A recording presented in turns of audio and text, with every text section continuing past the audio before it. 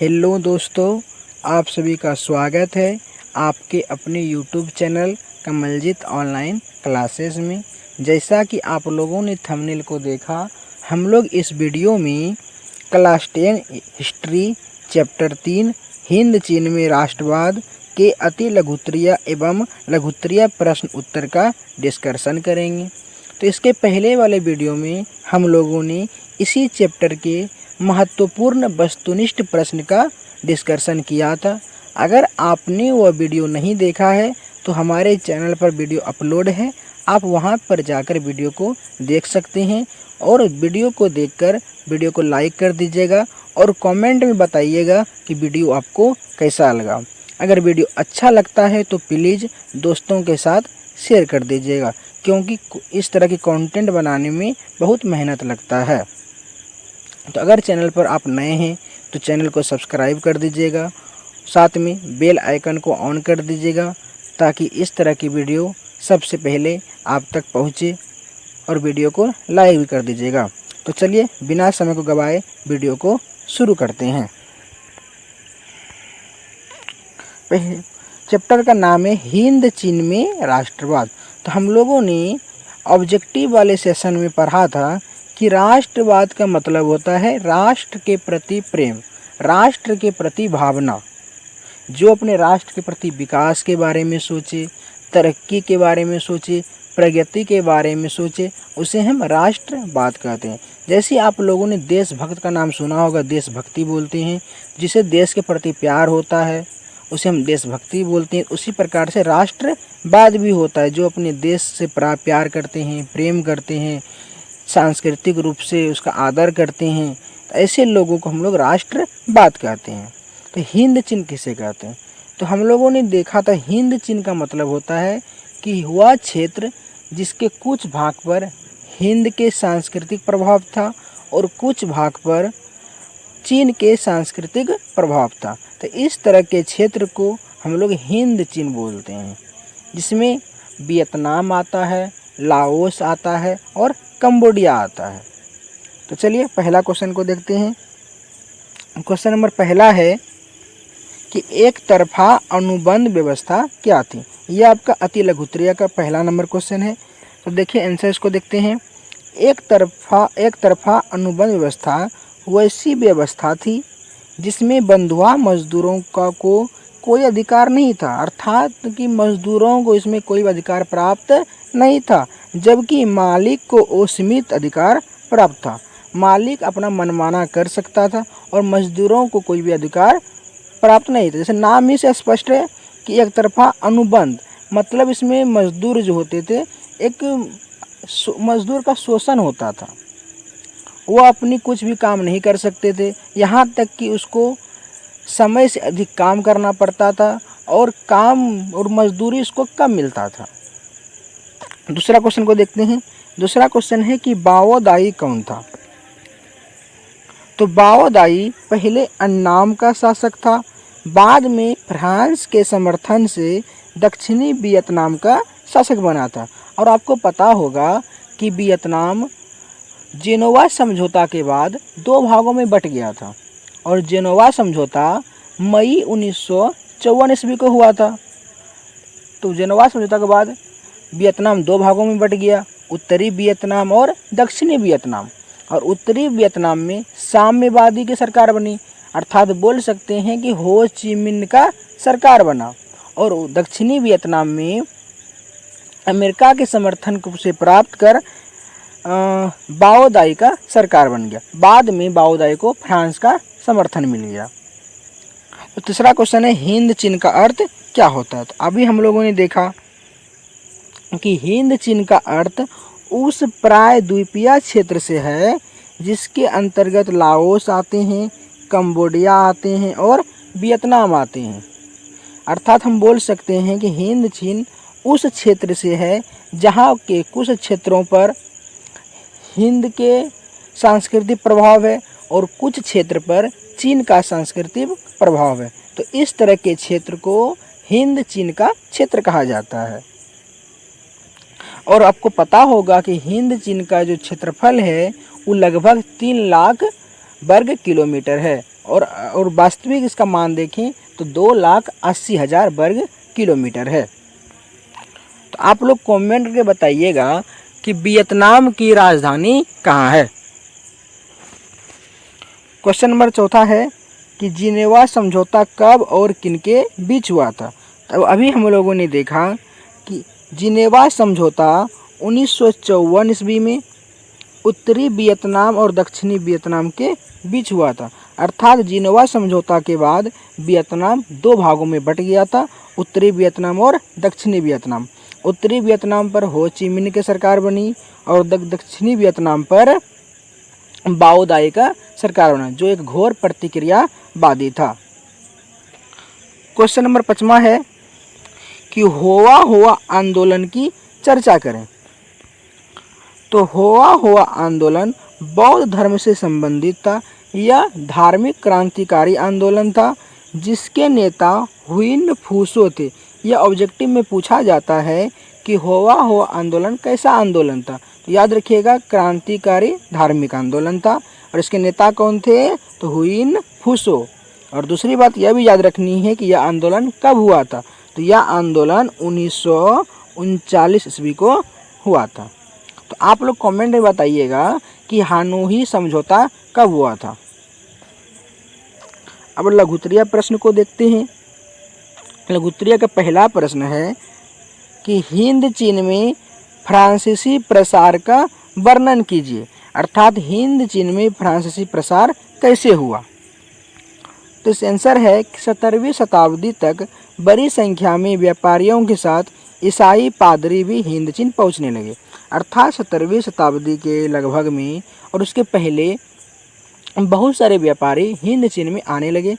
जैसा कि हम लोगों ने देखा था ऑब्जेक्टिव में कि सबसे पहला व्यापारी जो आया था वह पुर्तगाली था, उसके बाद डच आए, तब फिर फ्रांसीसी आए, फिर अंग्रेज, स्पेन, इस तरह बहुत सारे आए। और हम लोगों ने यह देखा था कि पुर्तगाली हो, डच हो, अंग्रेज हो, इनमें से किसी का भी राजनीति में कोई रुचि नहीं था, जबकि फ्रांसीसी जो थे वह राजनीति में भी रुचि लेते थे। आगे है 1862 ईस्वी में फ्रांस अपने सैन्य बल से अन्नाम पर अधिकार कर लिया और 1863 ईस्वी में कंबोडिया के साथ साथ तोकिंग पर भी अधिकार कर लिया। तो इसी तरह 20वीं शताब्दी के आरंभ तक संपूर्ण हिंद चीन फ्रांस के अधीन हो गया, अर्थात फ्रांस के कब्जे में आ गया। तो इस तरह से हमारा हिंद चीन फ्रांस का गुलाम बन गया। दूसरा क्वेश्चन है कि रासायनिक हथियार एवं एजेंट ऑरेंज का वर्णन कीजिए। यह बहुत ही वीवीआई क्वेश्चन है, याद रखिए, इसको कॉपी में नोट कर लीजिएगा और इस वीडियो के बार बार देखिएगा ताकि यह क्वेश्चन आपको याद रह जाए कि रासायनिक हथियार तथा एजेंट ऑरेंज का वर्णन कीजिए। चलिए पहले देखते हैं रासायनिक हथियार के बारे में। रासायनिक हथियार तथा एजेंट ऑरेंज का उपयोग अमेरिका द्वारा 1964 ईस्वी में वियतनाम के विरुद्ध किया गया था। तो रासायनिक हथियार में कहा गया है कि नापाम एक तरह का ऑर्गेनिक कंपाउंड था। यह रासायनिक यौगिक था नापाम, जो अग्नि बम में गैसोलीन के साथ मिलकर एक ऐसा मिश्रण तैयार करता था जो त्वचा से चिपककर जलता रहता था। इसका व्यापक जो पैमाने पर वियतनाम में प्रयोग किया गया था। सबसे ज़्यादा यूज करता था या वियतनाम में करता था।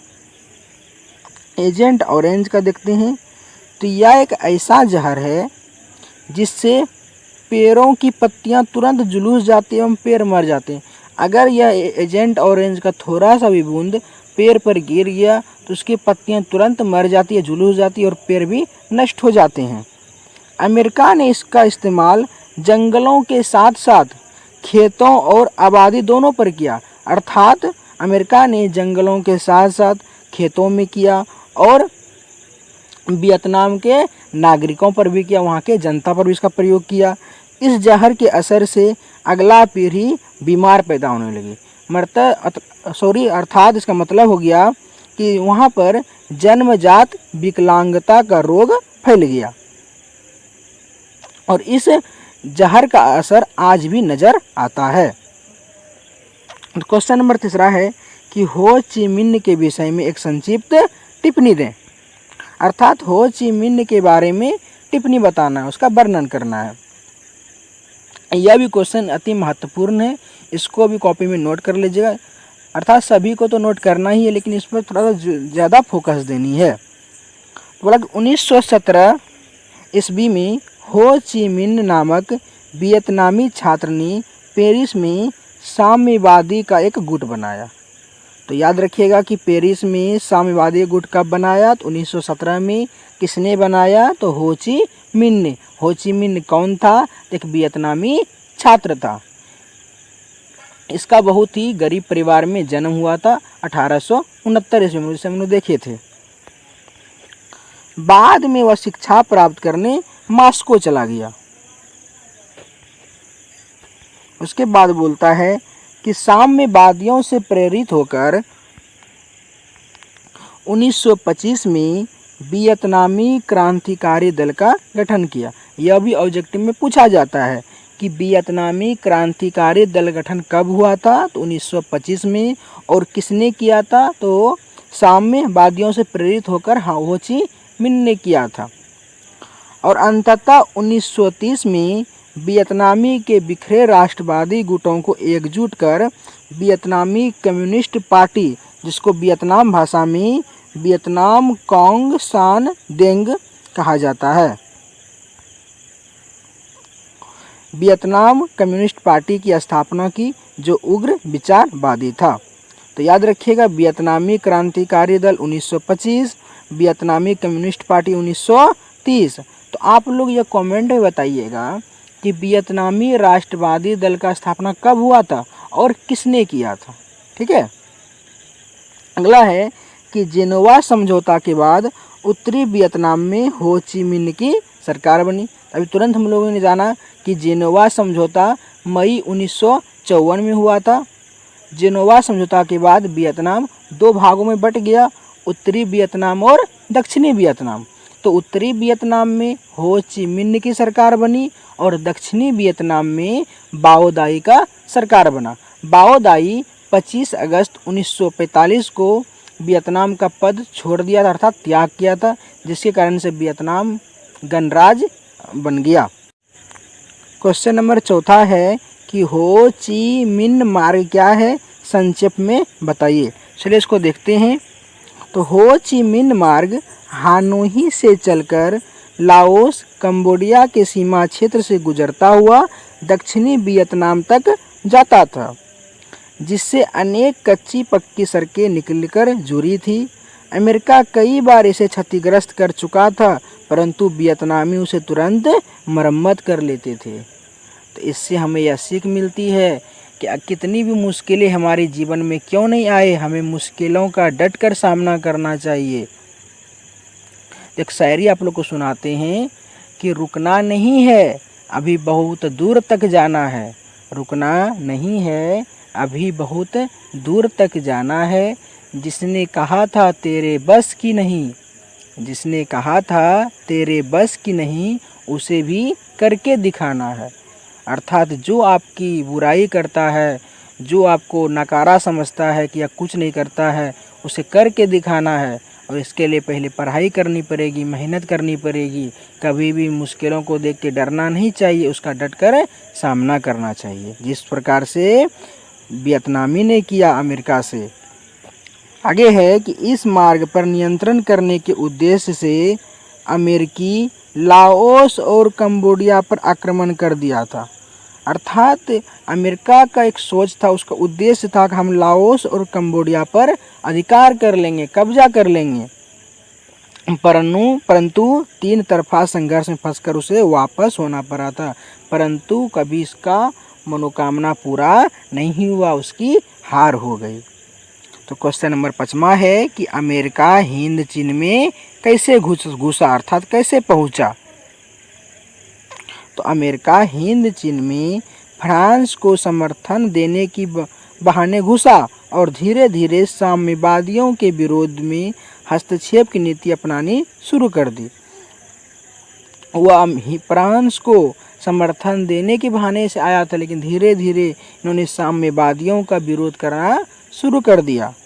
इन्हीं परिस्थितियों में जिनेवा समझौता हुआ, जिसके अंतर्गत पूरा वियतनाम 2 भागों में बट गया, उत्तरी वियतनाम और दक्षिणी वियतनाम। तो उत्तरी वियतनाम में साम्यवादी समर्थित सरकार बनी, अर्थात साम्यवादियों की सरकार बनी, जिसके नेता थे हो ची मिन्ह। जबकि दक्षिणी वियतनाम में अमेरिका के समर्थन से सरकार बनी, जिसके शासक थे बाओ दाई। तो बाओ दाई ने 25 अगस्त 1945 को अपना पद त्याग कर दिया, जिसके कारण से वियतनाम गणराज्य बन गया। तो आप लोग बताइएगा कि यह वीडियो आपको कैसा लगा। हमारी पूरी कोशिश थी आपको आसान भाषा में समझाने के लिए। अगर कोई बोलने में मिस्टेक हो गया होगा तो इसके लिए हम आपसे माफ़ी चाहते हैं। लेकिन आप लोगों से एक विनती है कि प्लीज़ अपने दोस्तों के साथ शेयर कर दीजिएगा। अगर चैनल पर नए हैं तो चैनल को सब्सक्राइब कर दीजिएगा और साथ में वीडियो को लाइक कर दीजिएगा और बेल आइकन को ऑन कर दीजिएगा, क्योंकि आपका एक लाइक मुझे बहुत ज़्यादा मोटिवेट करता है इस तरह की वीडियो बनाने के लिए। तो इस क्लास का PDF और बाकी जितने भी क्लास लिए हैं उन सभी क्लास का PDF आपको हमारे Telegram channel Kamaljeet online classes पर मिल जाएगा। आप लोग वहां से डाउनलोड कर लीजिएगा। तो प्लीज़ हमारे इस चैनल को सपोर्ट करें। वीडियो को अंत तक देखने के लिए आपको दिल से धन्यवाद। मिलते हैं हम लोग अगले वीडियो में नए जोश और जुनून के साथ। तब तक के लिए आप लोग को जय हिंद, जय भारत।